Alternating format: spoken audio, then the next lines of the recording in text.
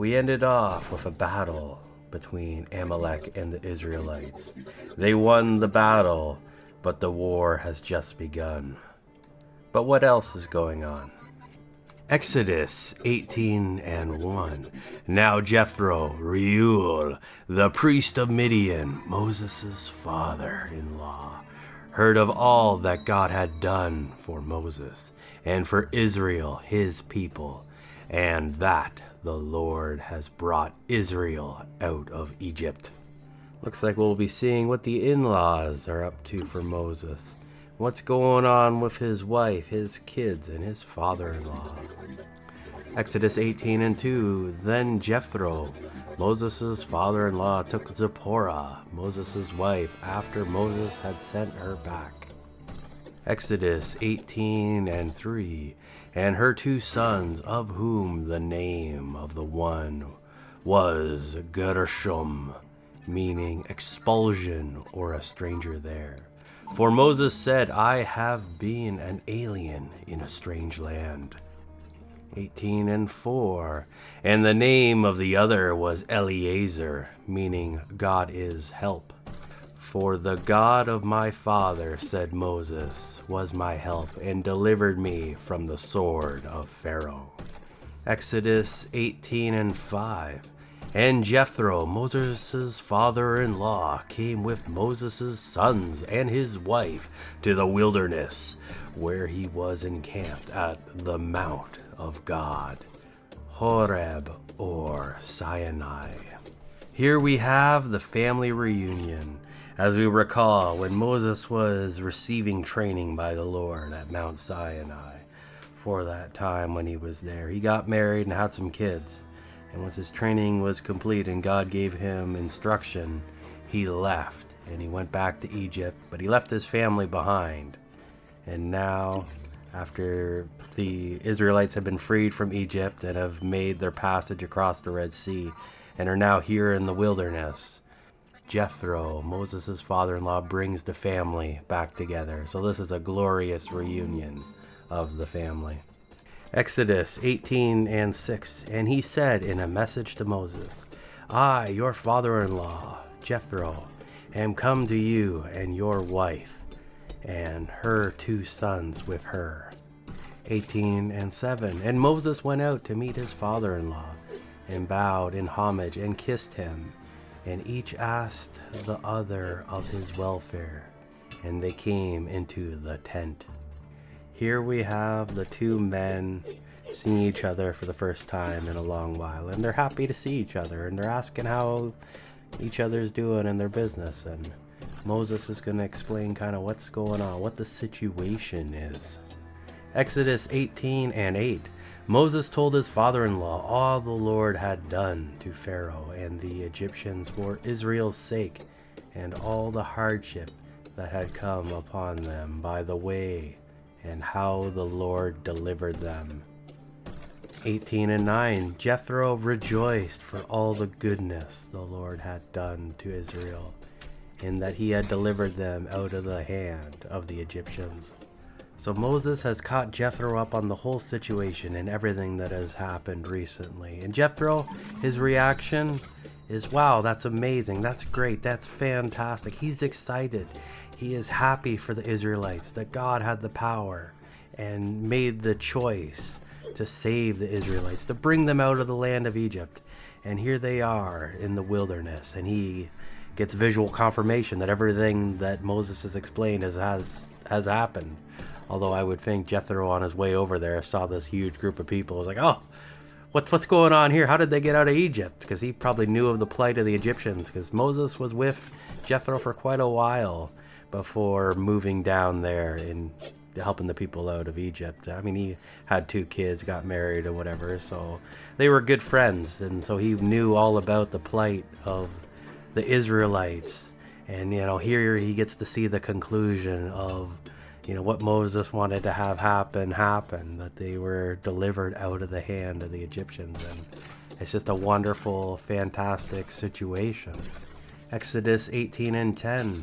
Jethro said, blessed be the Lord, who has delivered you out of the hand of the Egyptians, out of the hand of Pharaoh. who has delivered the people, Israel, from under the hand of the Egyptians. 18:11. Now I know the Lord is greater than all gods. Yes, the very thing in which they dealt proudly. He showed himself infinitely superior to all their gods. Jethro, a priest of Midian, I think he makes a good point here when he says that God is infinitely superior. As we know, in Egypt, they have a lot of gods. It's like, well, this is the god of this, and this is the god of that, and that's the god of both. And they just kind of have all these different things that they have all these different gods of or whatever, but they don't really mean anything. And even all combined, the God of Israel is infinitely superior. And Jethro, he sees this. He sees that this God, the God of Israel, has done more by an exceedingly large amount than any other god. Exodus 18:12. And Jethro, Moses' father-in-law, took a burnt offering and sacrifice to offer to God. And Aaron came with all the elders of Israel to eat bread with Moses' father-in-law before God. What a great scene, this burnt offering to the Lord, and they're all together. It's like kind of a community, and Moses and his father-in-law, kind of that fellowship scenario where they're sitting together, eating together with the Lord. It's pretty cool. Exodus 18:13. The next day Moses sat to judge the people, and the people stood around Moses from morning till evening.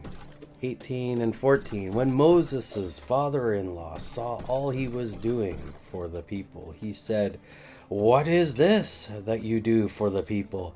Why do you sit alone, and all the people stand around you from morning till evening?"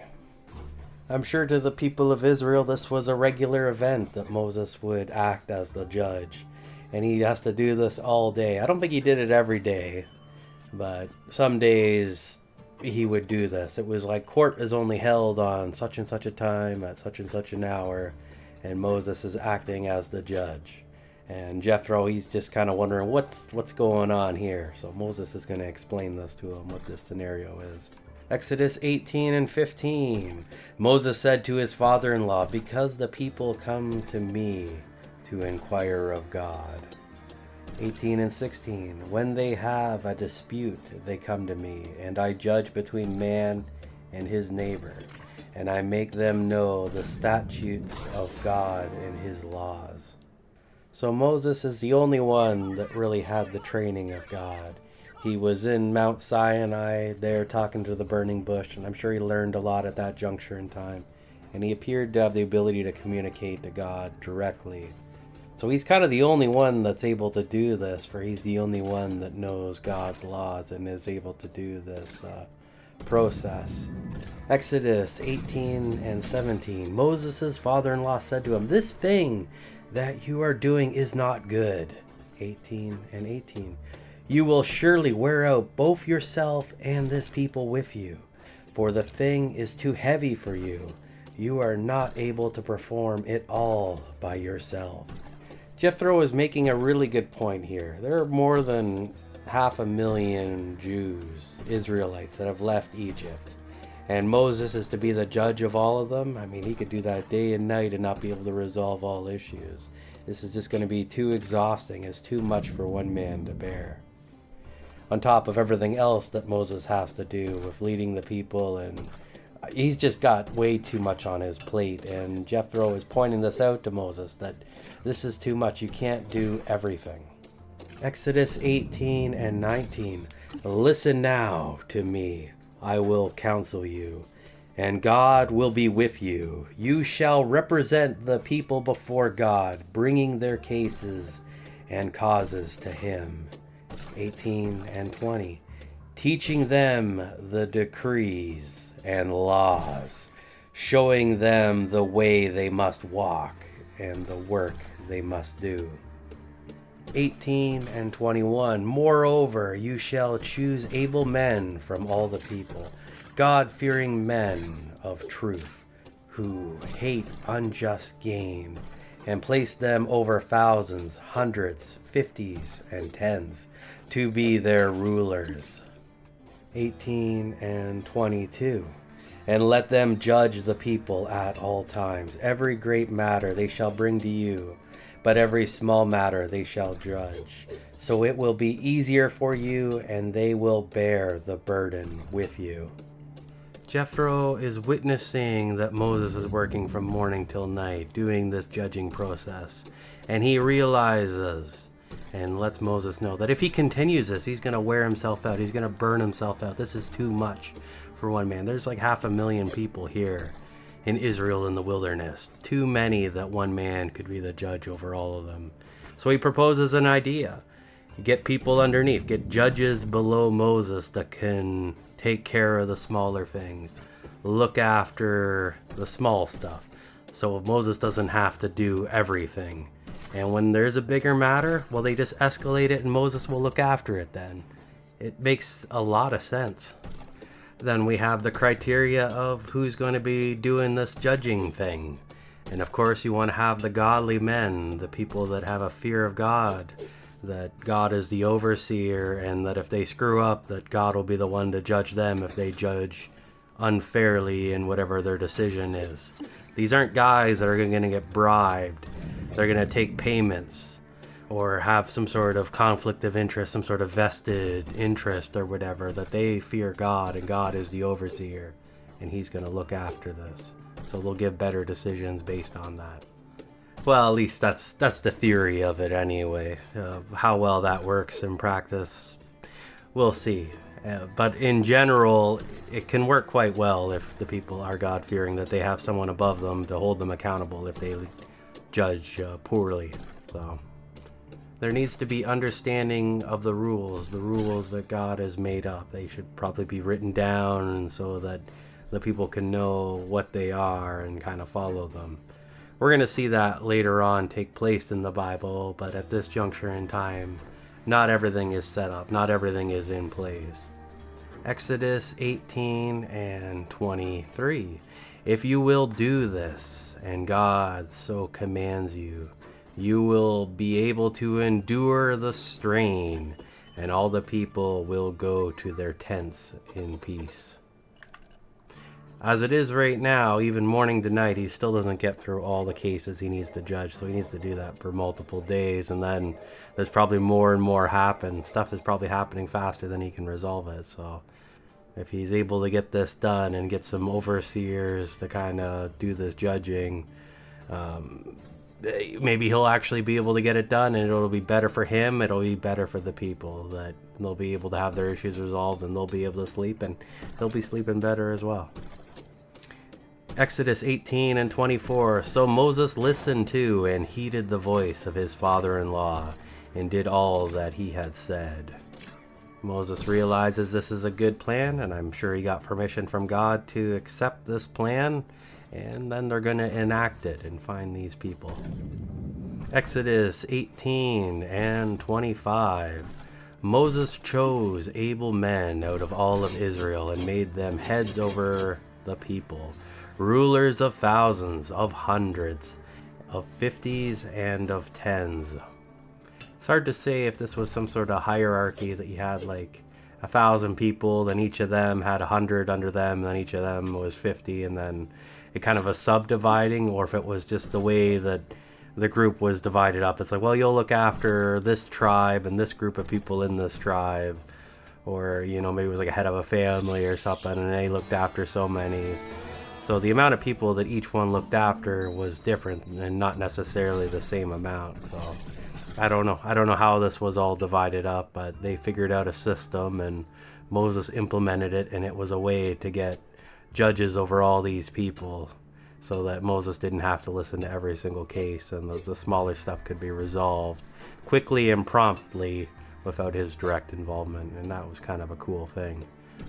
I think our modern court system might be set up in a similar fashion, actually. That's like you got your higher courts and your lower courts, and it's like, well, you know, if the lower court can't resolve it, then it gets moved up to the next one, and then if that doesn't resolve it, they keep moving it up. And it's kind of a model, I think, that a lot of countries around the world follow as far as their legal system go, because it's very effective. Exodus 18 and 26, and they judged the people at all times. The hard cases they brought to Moses, but every smaller matter they decided themselves. 18 and 27, then Moses let his father-in-law depart, and he went on his way to his own land. So Jethro, Moses' father-in-law, he came for a little bit of a visit, saw the problems that Moses was having, provided a solution to the problem Moses was having, and then he left. He had to return. He had his own family to look after. He was a priest in the land, so he had responsibilities he had to go back to, and he had, of course, out of the animals, and it's probably like the hired hands looking after him while he was away on this journey. It looked like it was only maybe a couple nights or something. Journey's over, sees what's going on, provides a solution, then leaves. The other thing is he brought Moses's children and his wife and returned them back to Moses. Moses was letting his father-in-law look after them while he was doing his business in Egypt, and now they've been returned to him, and they can continue the journey now that he has his family back, and that's pretty nice. It's nice that he wasn't separated from his family for the entire wilderness wanderings, that they would be there with him and be a part of this event, this situation. That's pretty neat.